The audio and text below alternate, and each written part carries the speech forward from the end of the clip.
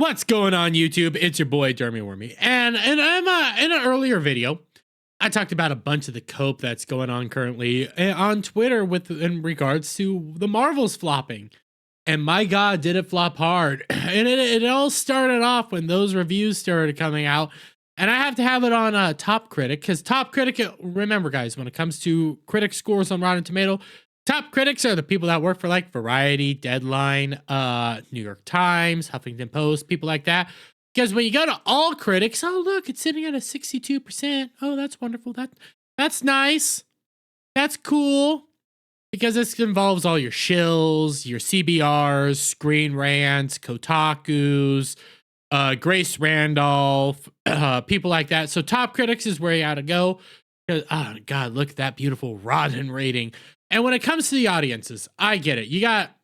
When it comes to audience scores on this, you guys got to remember, when it comes to how little people went to go see this movie in all reality, yeah, obviously the only people that went to go see this movie and gave enough crap to actually rate it probably were stans, people like that, you know, the MCU's forevers kind of people, you know, those guys, the stan group, you know, the ones with like hashtag Brie Larson is love, I'm the Marvels account right now, those kind of people that are coming out in full force on Twitter with their cope, and it is beautiful and so wonderful. Oh, but also this movie, definitively, this is in, I believe, including Monday's numbers, it was the lowest box office opening for a MCU movie to date. Okay, you even had Veterans Day going on, so you had people going to the movies and stuff on this weekend. That was a holiday weekend. Lowest MCU movie to date. It beat out the previous winner, which was The Incredible Hulk. And I looked it up. 2008 numbers for a ticket price was about $7 to $8. The Incredible Hulk was made for $150 million, so I'm willing to bet that it still made money. I'm willing to bet. But that means less than half of the Incredible Hulk's audience came to see this movie, because modern day tickets are about average about $12 to $13. Excuse me, for a ticket. And I'm sorry about that. So you got all this cope. You got this movie basically being in the gutter. Nothing's working. Everything's falling apart. How do you market this movie? I'll tell you how not to market this movie. With the director, Nia DaCosta, coming out and calling the fans racist, sexist, and misogynist. Yeah, she did it. I know this is a CBR article, but she said it deep down in a Variety article, and this is exactly what came from her mouth. The Marvels director reacts to MCU films' woke criticism. The Marvels director, Nia DaCosta, addresses the Marvels getting criticized by some for going woke. Well, I would say, actually, to be fair, the Marvels is not woke. It is a blatantly awful movie. Downright horrific. I did not see any woke points anywhere. You could probably argue the matriarchal society in which the Prince Yorn lived in, you know, there's some of that. But other than that, it was just an awful movie from my perspective. I didn't see any real social justice nonsense throughout it. So calling it woke, yeah, I'll be that. But the MCU itself, the MCU, as even Grace Randolph admitted it to being, yeah, everything else has led up to this point where it's the final nail in the coffin, where nobody liked Brie Larson, nobody liked this movie, nobody watched Miss Marvel, and also the actress for Miss Marvel is actually enjoyable and likable, but that's because she's the actress. She's an enjoyable character, but none of the other characters were likable at all. Only Miss Marvel, sadly enough, was somewhat likable, and that's because of the actress. But let's get into this. The Marvels director, Nia DaCosta, chooses to focus on the positive side of Marvel's fandom to deal with the woke backlash surrounding the film. These days, it's become common for any movie focusing on women and people of color to be described as going woke. Yeah. I could be a little honest. We can end up thinking that it's going woke, but then sometimes we see the movie and we say, hey, it's not woke, or hey, it's not this, hey, it's something else. I'm actually trying to think, was there a movie recently that I watched that had a female character that I actually really much enjoyed? Oh, Barbenheimer. I like not Barbenheimer. Oppenheimer. I liked Oppenheimer. I love Five Nights at Freddy's, and there was a female in that movie too. Actually, it's centered around a little girl for the most part. I love that movie. I thought that movie was great. And The Marvels has been no exception. However, per Variety, DaCosta shared how she's refusing to let it affect her thoughts on the fandom along with her film. The director, who describes herself as a big old fan of nerdy-ish for a long time. That's how I know you weren't a fan of nerd stuff. You're not a nerd, you're not a geek, you've never been a fan of this stuff. Because you call it nerdy shit. That's legitimately how I know she was never a fan, but let's continue.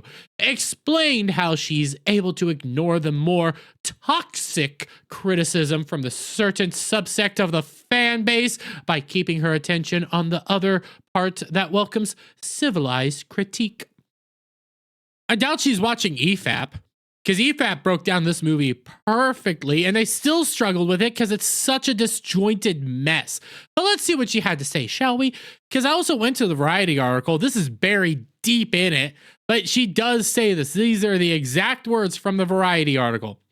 There are pockets where you go because you're like, I'm a super fan. I want to exist in the space of just adoration, which includes civilized critique.